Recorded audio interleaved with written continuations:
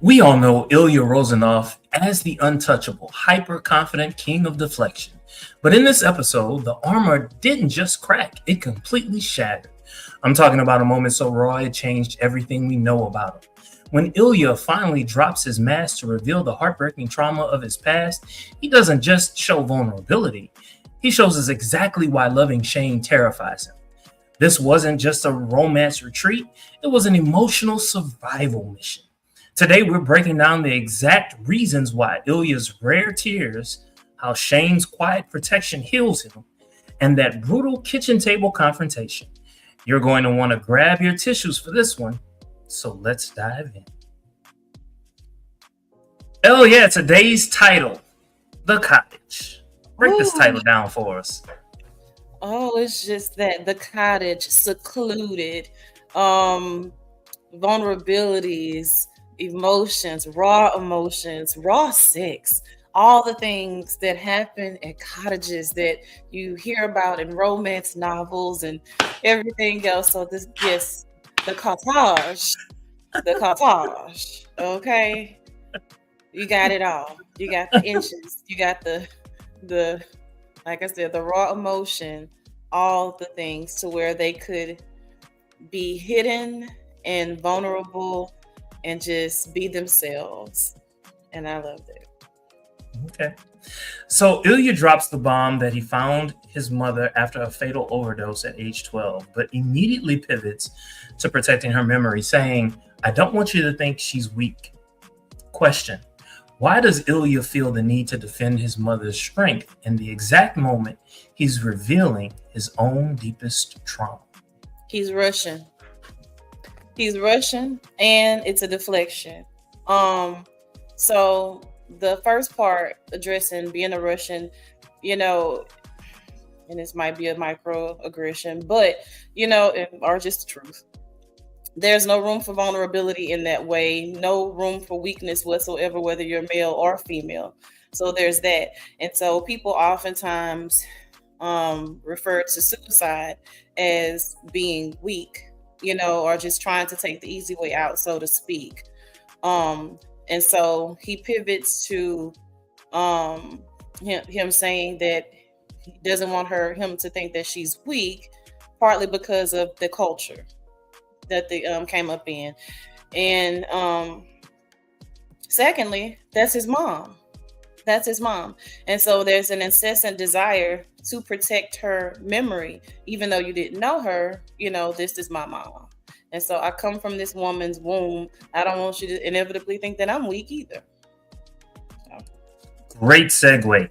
How does this past, his mother committing suicide, how does this past shape him and the idea of looking weak in front of the hockey world? No room for it. Absolutely no room for it. Again, the culture that he grew up in, being Russian, no room for weakness whatsoever. And then, again, because of what his mom did, people see it as a weakness. So if anything, it makes you have to double down and, in essence, kind of shape why he's the way that he is. Just leading with being a douchebag out front, as opposed to just letting anybody know he's an actual nice guy, because that in essence created an armor for him. Let's get into some family dynamics. Do you think that Ilya's brother was more closely aligned with his father, Ilya more closely aligned with his mother? And do you think that is why the relationships he had was so frayed? So first of all, Alexei is a complete dirtbag. Let me start there. But I guess he has his own layers that we didn't get to necessarily see fleshed out in the show. Not sure if they got into his backstory at all in the book. But it does appear that at face value, it would appear that Alexei is a bit more close to the father. But at the same time, Alexei seems to be motivated by money. So he's taking care of the father because he's getting paid to do so. But at the same time, he followed in his father's footsteps as a profession. So it's kind of a double-edged sword there. And the way that Ilya just speaks of his mother, just makes me feel like, yeah, okay, he's closer, or was closer to the mom than the dad. But as far as shaping his, I guess, overall ideology, that would, to me, that would track. That would make sense. But he, again, it's kind of, it's hidden, right? Ilya is 100% sensitive. Like, what do they call it? A sensitive gangster, if you will, because he hides it. So I can kind of, see that. Okay. And it also kind So, of falls with the family. Like, you would naturally think a mother is nurturing and all of these things, and Ilya is nurturing his family. He's taking care of everybody. mhm, mhm. So right after his heavy confession about his childhood, Ilya immediately reverts to a playful, hypersexual banter. Question: Is this swift shift to physical intimacy Ilya's primary defense mechanism to regain control when he feels too emotionally exposed? Oh, 100%. Um, like some deflect with humor, he deflects with sex. It's something that he's great at. He's very attractive, and so double entendre here. But so he doesn't have to go that deep. It's easy to just go ahead and sidestep to something sexual So you're because saying he doesn't have to go that deep? they're deep into his feelings. I don't know. The way he had Shane laying on his side, I don't know. But anyway, so also that tracks. It does, because no, okay, ill feelings. I threw it out there, but now I don't want to keep talking about it. And so that makes sense. Because Shane cares and he wants to know more. So I think before I give you the opportunity to ask follow-up questions and we continue to talk about this, yeah, go ahead and put your head right here. Do this, do that, because we're not gonna keep talking about this. So yeah. Do you think Shane knows instinctively, intuitively, how to deal with Ilya's trauma?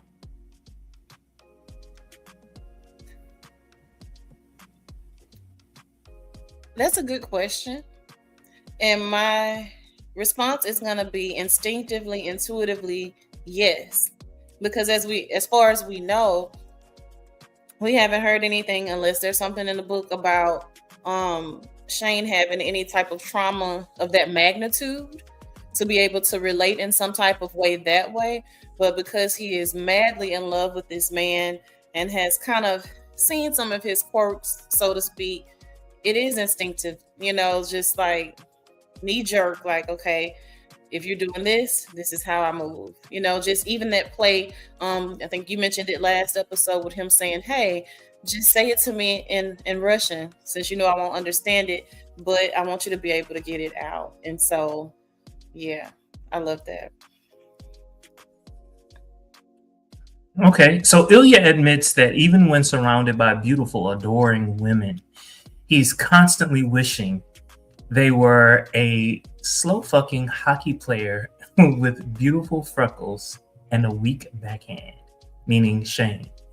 Why does Ilya describe this all-consuming love for Shane as a terrible problem? Because it makes him, and so not. It's not okay to be gay and be Russian. There's the danger of that. You can never go home. So there's that part, and then it forces him to admit his raw emotions that he has for this man. Y'all have been doing this for years, playing this little cat and mouse, so to speak. And so yeah, it's a huge problem for him because you make me do things that I don't do. Like, he has the amazing relationship with the woman, and that's from where he's from. Svetlana? Yeah. Svetlana? But he grew up with her, right? And so that's a little bit different, but with Shane, it's like, okay, I didn't grow up with you. You're someone I kind of fell for, and being this level of raw and full of emotion is just unheard of. Like, no, I don't do this. Like, I stick and move, literally. Just stick and move. I don't stick and stay. We don't do that. So what does it tell us about Ilya? That he views true, irreplaceable attachment as a threat to his survival. It teaches us that he has to know how to survive. One, he's taking care of his family with this career, right? And so, again, I'm gonna keep going back to being Russian. This is just not allowed. It is absolutely not allowed. And so, if I allow myself to feel these things for you, I'm putting myself and potentially my family in danger. And so, yeah, he's a Okay. survivor. All right. He's a survivor. All right. So let's move just a little further. When Shane maps out a real concrete future for them, playing close by, starting a charity, and eventually retiring together, Ilya literally has to turn his head away because he starts crying. Question: why does the promise of a secure, permanent future make Ilya cry more than the fear of being caught?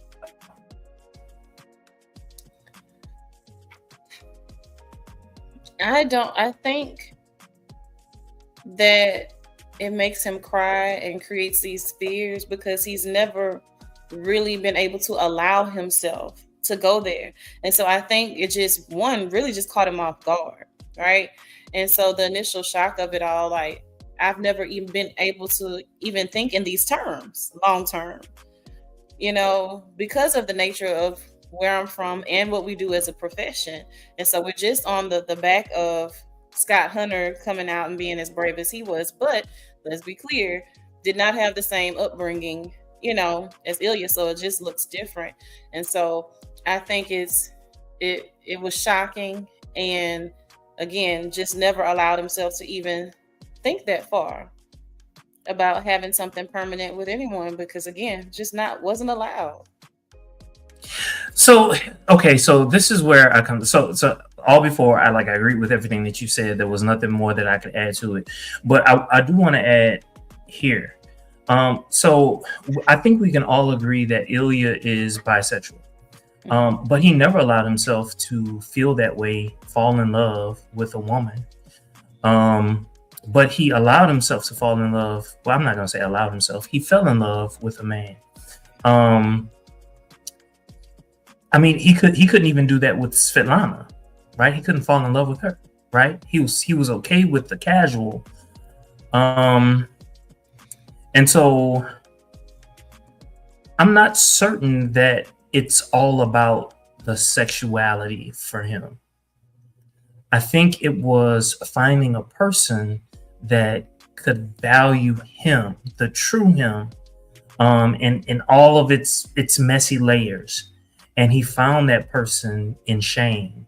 And Shane was basically telling him, I dig you. I dig all of your flaws and I love it. So and yeah. And I think that was what allowed him in that particular moment to all of his barriers just came down. I loved this Ilya that showed up in this episode on so many levels. Loved it. So let me kind of sort of go back to the question. Let me see what your answer is if I ask it in a different way. Does a real future terrify a traumatized person more than a temporary secret? Ooh, say it one more time. Does a real future terrify a traumatized person more than a temporary secret?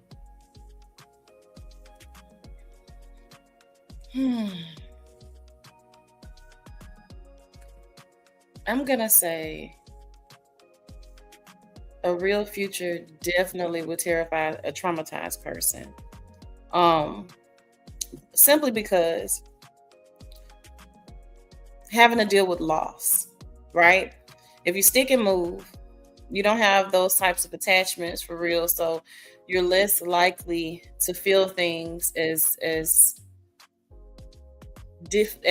hard as you would versus you allowing yourself to fall for someone, and you have a future with them and they're taken away. So the trauma of losing his mom, he loved his mom, obviously, very, very deeply. I mean, it's his mother, right? Close relationship. And so being traumatized by that loss, I feel like thinking in future terms is terrifying. It's absolutely terrifying. Okay. So throughout their time at the cottage, Shane is quietly taking care of everything. He drives, he cooks the meals, and physically wraps Ilya with a blanket by the pond so he wouldn't get cold. This is a question, how does Shane's acts of service, love language, act as a healing for Ilya's chaotic upbringing? And so I love the fact that you use the love language, the acts of service. And I know I've been kind of like saying it repeatedly.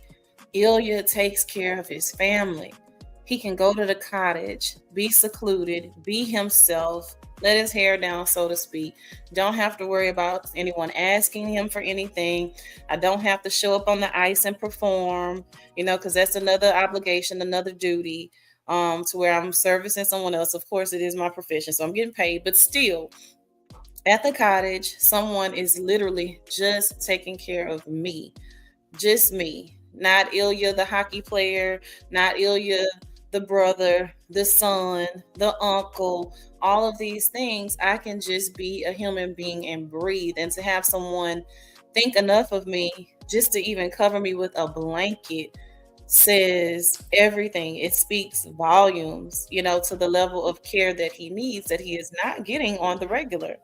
And so to me, that's everything. It's everything that he probably needed and didn't know that he needed. Like you said, because of his upbringing, the family dynamics there, everybody needed or wanted something from him, and Shane just wants him. I love that. I absolutely, I love that. Let me tell you something. I have 2 love languages, and both of them are displayed: the acts of service and the physical touch. Let me tell you, I have yet to be in a relationship with someone where they want to touch me in the car. And the fact that, Ilya is doing it so readily, like, ooh. Shirley Moto, I am from Brazil. Okay. All right. Welcome. Thank you. Welcome. You gotta work on that, Frank. So is Shane providing the safety net that Ilya has never had in his entire life? And I think you kind of sort of asked that, but 100%, 1000%. Gives him a soft landing. Gives him a soft landing. And like, how amazing is it that you're having all of these things in one person? You can be vulnerable. The sex is amazing. We have some things in common, albeit not all things, which I think is perfect, because you should not have everything in common. That would be so boring. But yeah, 100%. Okay. In contrast to Shane's actions, Ilya's emotional vulnerability is almost always preceded or followed by urgent physical touch, holding hands while Shane drives, kissing his hand, or demanding physical proximity. This is my question. Is physical touch Ilya's ultimate grounding mechanism? Yes. 100%. And I don't know that he even knows it. Like you said, he'll deflect with sexual things, even if it's not going all the way. Like you said, the physical touch. It's comforting. It's a good distraction for him. Like, okay, I don't think that he even thinks about it. I just think it is as involuntary as blinking for him. I said something emotional. Let me grab your dick. Boom. Um, hey, this is how I see it. It's that it's that instantaneous. It is. It is just that instantaneous with him. Correct me if I'm wrong. Literally told you my mom committed suicide. Boom. Next thing. So does he need to physically hold on to Shane to convince himself that this safe space is actually real? Again, I think it's involuntary, but yes. Yes. I don't think he's quite worked out in his head why he does the things that he does, but 100%. I think it's involuntary. It's unconscious. Okay. Let's move towards the end. When Shane is found out by his father, he panics, calling it his actual nightmare. Yet, when put on the spot, he rejects vague labels and proudly declares, "Just Ilya." You remember when when Ilya said, "What did he say? We're lovers," and he was just like, "Nah." Say that again. How does this shift in language shift from terror to absolute certainty, and how does it show Shane's growth? Say it one more time. So the shift in language, how does it show Shane's growth? I think Shane initially needed to be affirmed in that relationship. And so I think after peeling back the layers of Ilya, he's become more comfortable in just kind of knowing what it is as opposed to slapping labels on everything. And especially in his parents, who he's just come out to, which, by the way, of course, they been knew your ass was gay. They just didn't think it was him. Look, they had an inkling that you might be. But yeah, I think it's he's grown. And not to say that there should be necessarily a great thing to not have a label. It just depends on what it is that you need personally. But I think, again, because of how he's been able to maneuver with Ilya, like, whoa, I don't just scare him off. Let's not use these words, like, don't say that anymore. So yeah, I think that's helped him to grow, because he knows what things are, especially since that whole display of "I love you" in the cottage that slipped out. So yeah. So Books, Girls, and Purrs says, "Hey, listening from work. Hey, Books, Girls, and Purrs. Thank you." For Ilya, he also has frustration with language barriers. So maybe that's also why he turns to being physical. What are your thoughts about that? Oh, there's a language barrier, all right. He gets out all the words he needs to get out. Books, Girls, and Purrs. But that's true. Quite possibly. I don't know that they did a great display of that on the show with there being a language barrier, because he seems to understand perfectly well, at least through my lens. But yeah, I think it's grounding for him. Books, Girls, and Purrs to touch, and a good distraction, good healthy distraction from those feelings. Thank you, Books, Girls, and Purrs. We always love when you come. We love it. So I don't know if you remember that one scene. I don't remember which episode it was. Maybe episode 2, episode 1. I don't remember.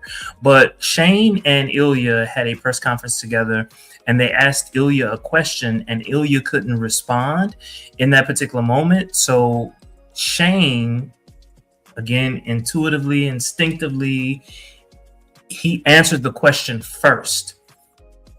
And in appreciation, Ilya took his foot and I don't want to say touched Shane's foot, but it was like a recognition, kind of like a thank you. Because now that you've responded, I understand what the question was asking, what the person was asking with that particular question. He froze a bit, and you said it a little while back when you were asking the question, like him being a safe space, a grounding for him, and so that was yet another display. And then even earlier on, how shame provides a good balance for him, makes him feel safe, and all of those things. So yeah. And it was kind of hot too, just like Footsie under the table. To me, Footsie never gets old. It's just nice. Eh, but that's just me. Another question: how does hearing Shane claim him as just Ilya affect Ilya's emotional security? I think it affects his emotional security simply because he's not just a hockey player. He's a whole person, right? He's a human off the ice. And so I feel like it could have been taken another way, you know, but I think it was just Shane's display of like, nope, we're not going to do the formality. Clearly, Dad, you walked in on us doing the bang bang boogie. So let's go ahead and just let's meet, and let him just be a person as opposed to this Major League Hockey star. This is just Ilya. And he's breaking bread with us at our table. So yeah. I feel like that was good for Ilya to just feel like a person. So Ilya admits that wanting to be together, that he wants to be together so much with Shane that it scares him. And Shane admits to Ilya, I'm scared. So this is my question. Even though they're both terrified, how does their relationship function as a shelter where they can confess fear without feeling shame? So when you're in love or even in very strong light, you kind of create your own little universe, right? And so with them in particular, it's so layered behind the sexuality, behind the profession, the family, the culture, all of those things. When it comes to the two of them, they don't have to worry about that. Just with the two of them, you can just be. And so I don't know if that answers the question, but that was the best that I had in the moment. Okay. No, that makes perfect sense. And I think it spoke to something that you said a little bit earlier. They have certain things in common, and then they have their differences. They are able to use what they have in common to form that mutuality of respect, adoration, and that is what they hold on to. But they build based on their differences, and that makes perfect sense to me. All right, so let's move. At the kitchen table, Shane's dad brings up Ilya's massive public reputation as a ladies' man. Instead of playing into his usual smooth persona, Ilya strips it all away and says, I've been with many women, but I have only been in love with one person. So this is my question to you. What does it say about Ilya's devotion that he's willing to completely assassinate his own identity to legitimize his love for Shane? To me, one, you're at the kitchen table with your boyfriend, because he did drop that. Like, I don't know, yes, maybe. Anyway, that's my little detour. You're a public figure, so to speak, right? Because you're a professional athlete. So honestly, there would have been no benefit in denying that, right? So it's there. We know it to be true. I'm not going to deny it. I'm going to put it out there, but I'm also going to counter with, this is the person that I'm in love with. To be able to say this in front of your parents and in front of you to further solidify what we have going on, that I'm not going anywhere.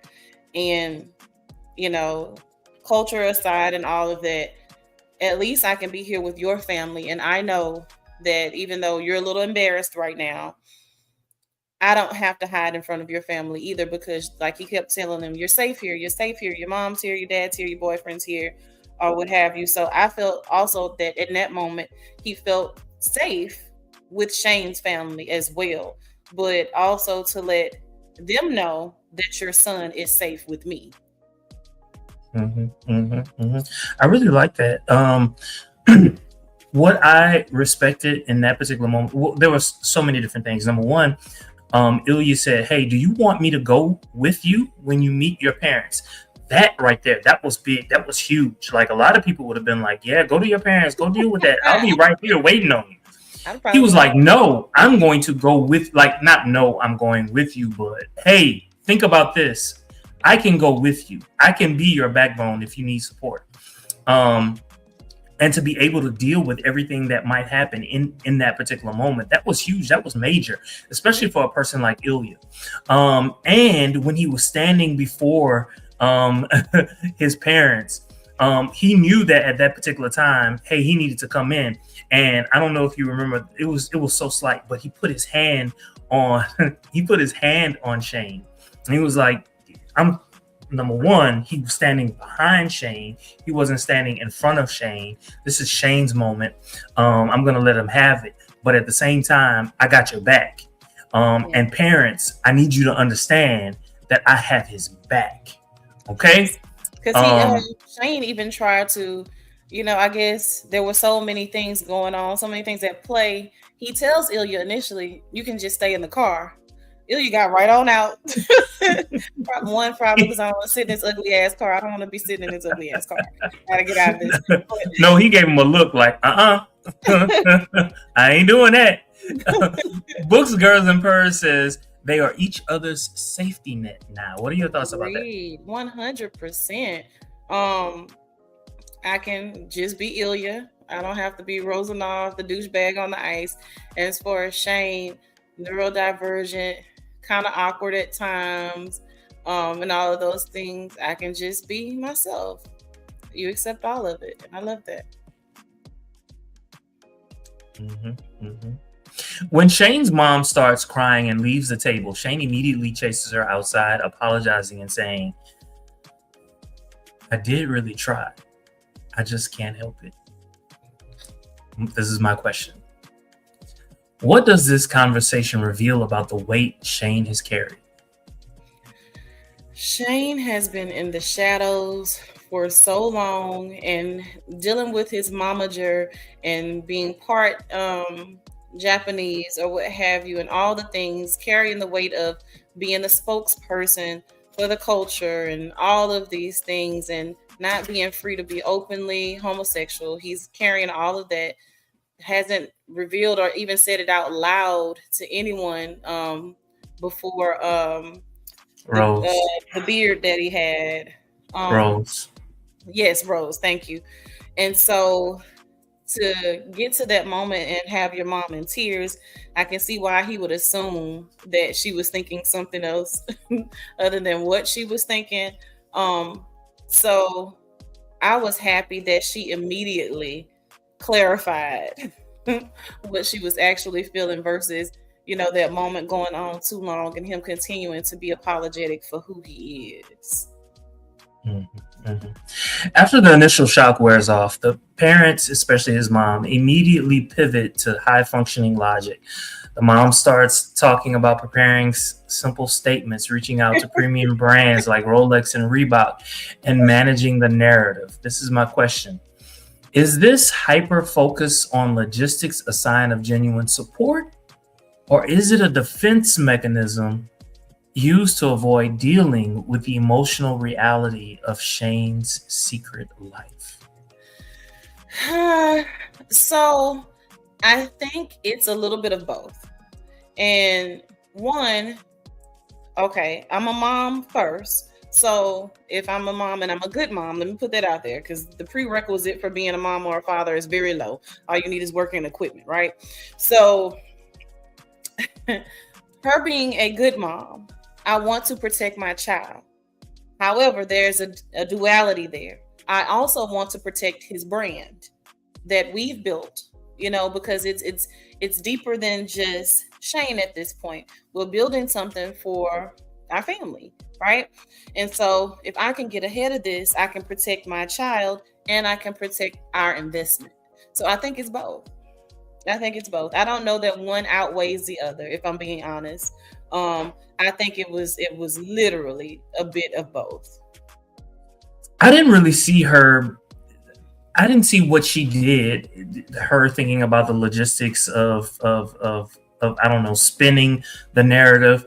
I didn't see that as a negative. To me, I saw that as a positive. She got the emotional stuff out first. She was the mom first, right? She let him know, I accept you, I respect you, I love you, I'm proud of you. Now to your investments. You know, I agree with you. I didn't see it as negative either. She was being her authentic self. Like I said, I don't think she's a bad mom at all. Like, no, you worked your butt off, and I know how this world is, and so do you. All right. So during the family dinner, his mom notes Ilya's lack of loyalty to Boston, to which Shane fiercely replies, he's trying to be loyal to me, not Boston.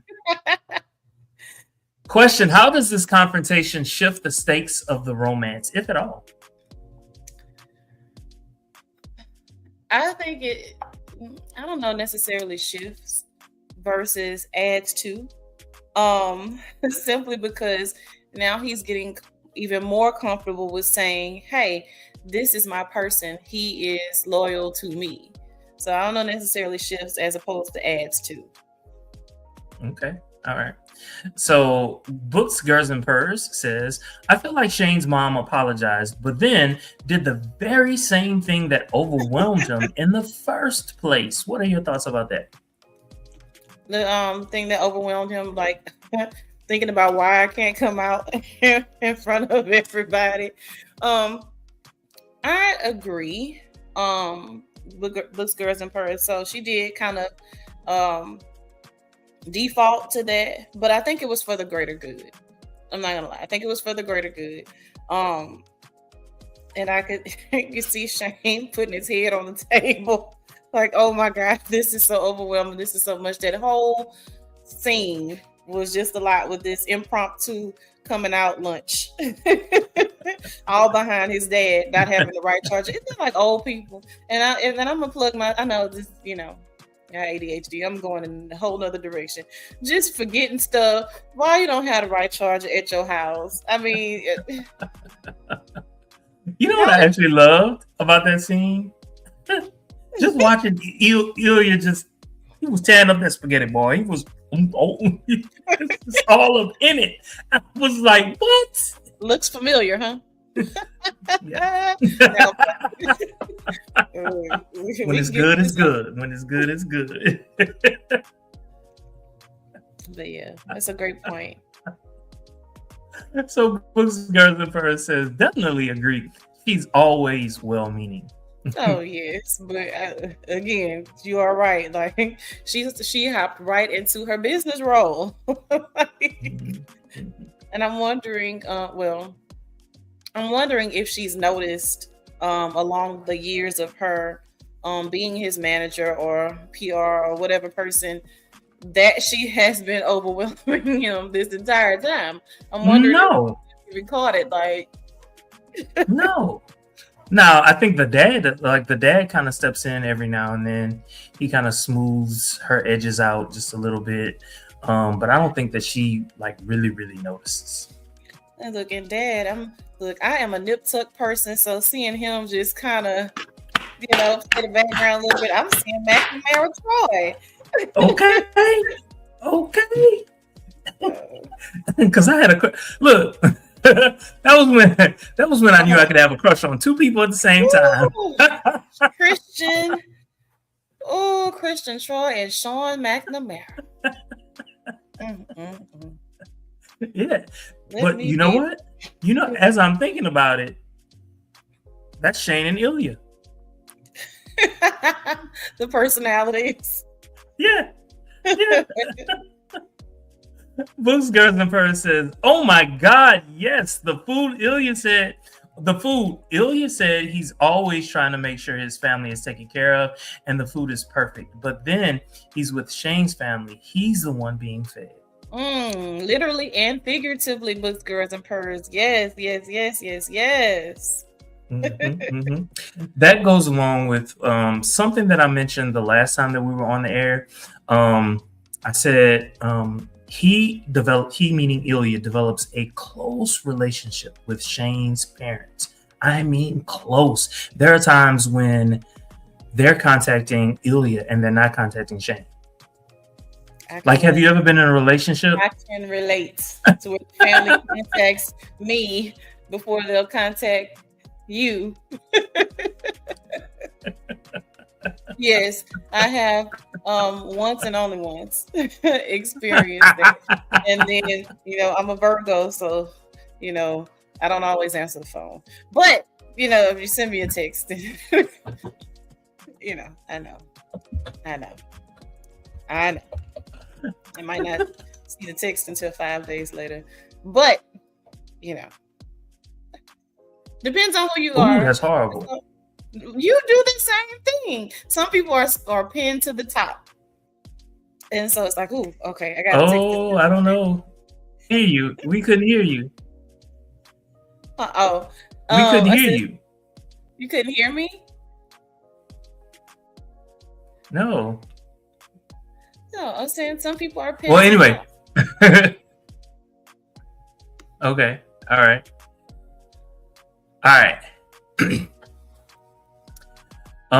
Let's go. So before we hit our final ratings, I want to turn to my lovely co-host, Ilya.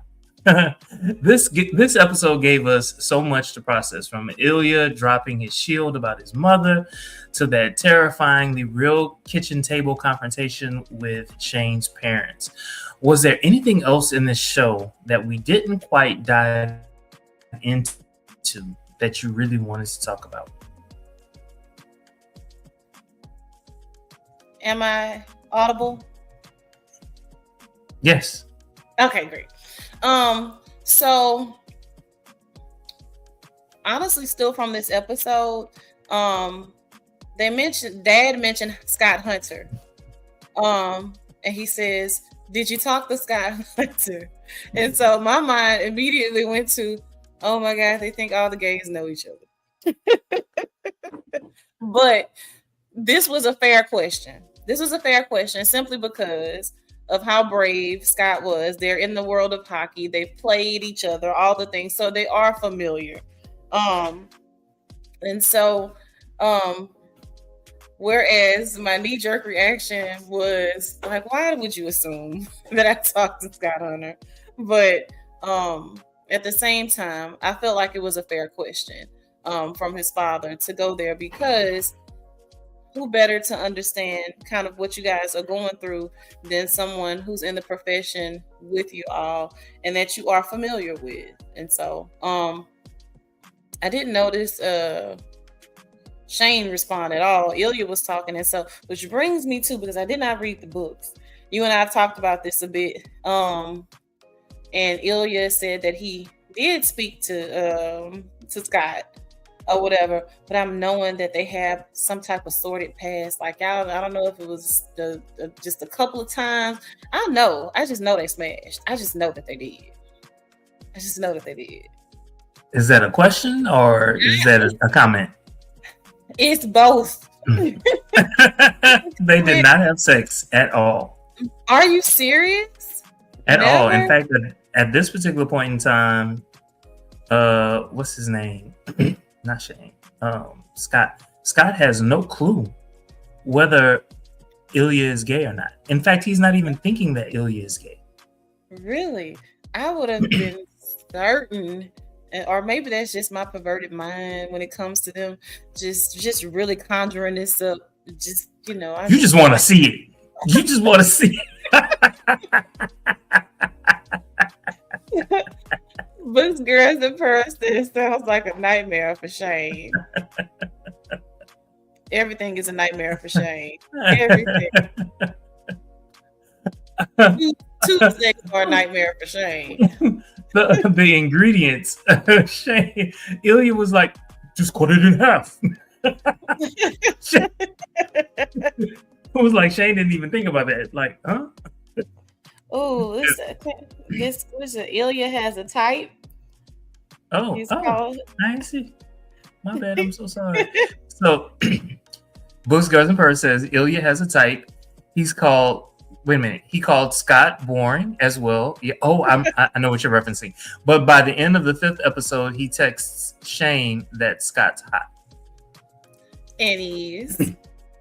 He Come is. on, my little Midnight Texas Books, Girls, and Purrs. Have you seen Midnight Texas? Ooh, Midnight Texas. Let me tell you. And I didn't even know about the Borgias. Have you ever seen the Borgias? Yes, the Borgias. Oh, we're gonna have to talk about that later. Yes. So he was on the Borgias as well. The Borgias is good. I used to get the Borgias on rental from the library, from the DVDs. Oh, yes, I love me some good church, for lack of better words, drama. Some scandals. Oh my goodness! Before there was Game of Thrones, my goodness, the Borgias, the Borgias had me in the chokehold. Well, yeah. So you were one of the ones watching the Borgias versus Game of Thrones because they came out around the same time. Really? Okay, so Game of Thrones I didn't pick up till later, but yes, the Borgias. Oh yes, my goodness, yes. Well, let me tell you, Books, Girls, and Purrs. Oh, Midnight Texas, especially season 1. Season 2 kind of, but season 1 gave me everything. Fantasy for real. Don't make me go backwards and let us do at least a couple of Midnight Texas. But watch the Borgias too. Watch the Borgias. Watch it. If you haven't, you'll love it. So, Books, Girls, and Purrs, you're with us. So I need you in the comments.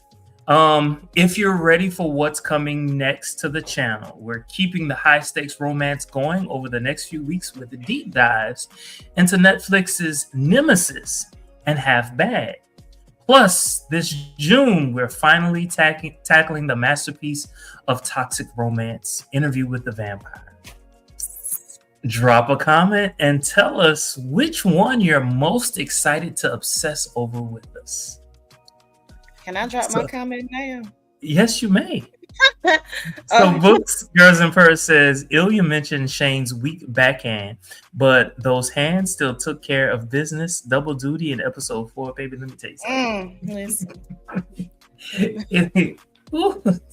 Backhand, forehand, all hands. See, I love Books, Girls, and Purrs. Look, but don't forget that we are comparing, contrasting, juxtaposing, if you will, Lestat and Louis versus Ilya and Shane. Oh yes, that's right. You took up. Thank you. The first thing that we're doing is we're comparing and contrasting Ilya and Shane to Louis and Lestat. That's going to be one episode only. But we've got a couple other things in the works. But we wanted to get that out, and we wanted to get it. We're actually going to do it next week, right? We're going to do it next week. And so yeah, that's what we're doing. All right, and now it's time. Oh, I'm sorry. Oh, so Books, Girls, and says, oh, heck yes, the vampire Lestat is what she is the most interested on. And so guess what? Me too, twin. Me too. And so I cannot wait. Oh, my goodness. Sam. Oh, Sam. He's so fine. And now it's time for our final verdict. For our newcomers, we rate every single episode. Can you say that for our new what? For our newcomer? We rate every single episode of this universe on a very specific heated rivalry scale, ranging from a total skip of don't even bother, all the way up to a flawless, mind-blowing 10 inches. So, Ilya, what were your thoughts about this episode? So, if I am to be honest, this episode for me is a 9. Only because my Scott Hunter episode was a 10. This one for me is a 9. There were a lot of things happening, a lot of things that I loved, appreciated, adored. It's still gonna get a strong 9 from me. Not quite a 10, but loved this episode. For me, this episode got a 10. It's 2 10s back to back. And let me tell you why. Not a double-sided 10. A double-sided 10. 2 10s at once. 2 10s at once.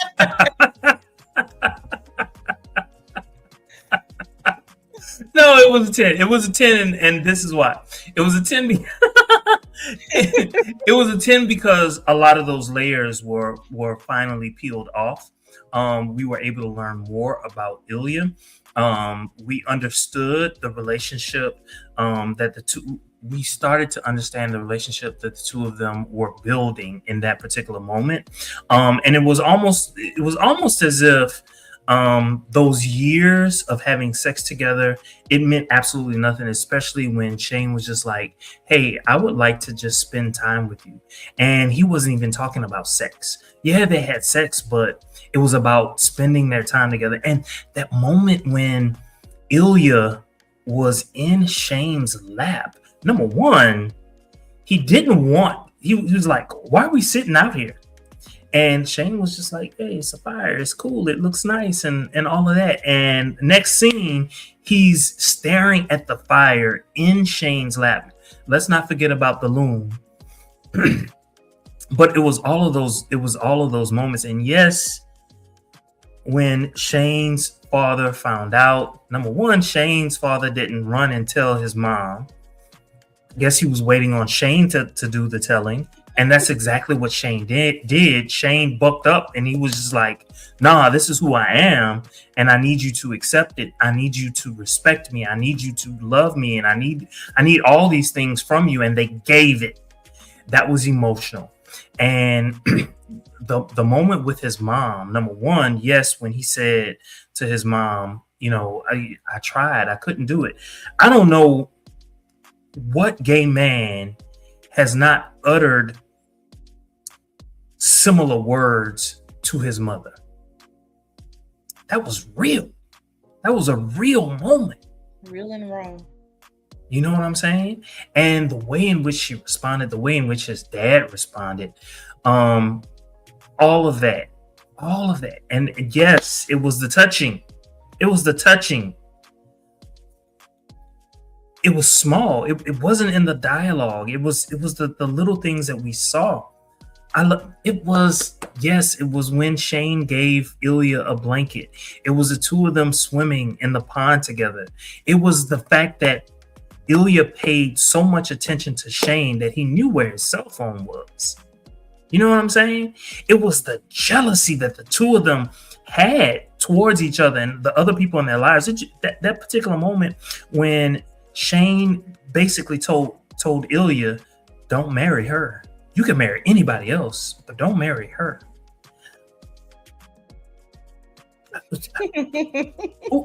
Like, you know what I'm saying? It was all of those things that made that particular episode so special for me. It was like they both let their guards down and they told the truth, and it was wonderful, and they connected as a result of it. I loved it. It was a 10 for me. Books, Girls, and Purrs says, what's your favorite line from this episode? There, I'm gonna be quiet because I kind of went on a tirade. No, I don't want you to be quiet because I do want to know what your favorite line is. For me, I don't know about a favorite line. I don't know, maybe because I deflect with humor. I feel like anytime that Ilya says something that is completely inappropriate, to kind of steer away from those feelings, like talking shit about Shane's car, or either that he had the house designed and he says stuff like, yeah, of course you did, or those types of things that are very backhanded, very sarcastic. I love all of those. Of course, if we have to deal in emotion, one of the things that Jermaine was just talking about, just the line of being apologetic, saying, hey, I'm sorry, I tried, basically, to be straight. So yeah. So Books, Girls, and Purrs says that her favorite line was, she would have loved you like I love you. Oh, the mom. Mhm. Beautiful. Mhm. So, unlike you all, I can't remember lines. I cannot. I can remember moments. You can remember moment. I can remember moments. And actually, it was when the two of them were outside, and it was when Ilya was laying in Shane's lap, very vulnerable. Um, all of that whole scene was moving for me. Thank you, books, girls, and purrs, for your questions and your comments. Love them. All right. If was there anything that we missed? I'm sure we missed several things. But for these purposes, I think I don't have anything further. I'm just really excited. I hate that this is over because I really enjoyed the show. Cannot wait for the next season. Hopefully they don't drag us along, even though it's a completely different network than we're dealing with Interview. But hopefully they don't take as long, and just have us salivating and waiting and pushing it back. But yes. Thanks for the read. Always, we like to keep it hot, baby. So hot. Thank you all so very much for joining us. Don't forget to like, comment, and subscribe. Share on all your social media. Until next time, have a good one. We've got questions and we know you have answers, so make love to our senses in the comments. Drop them down below.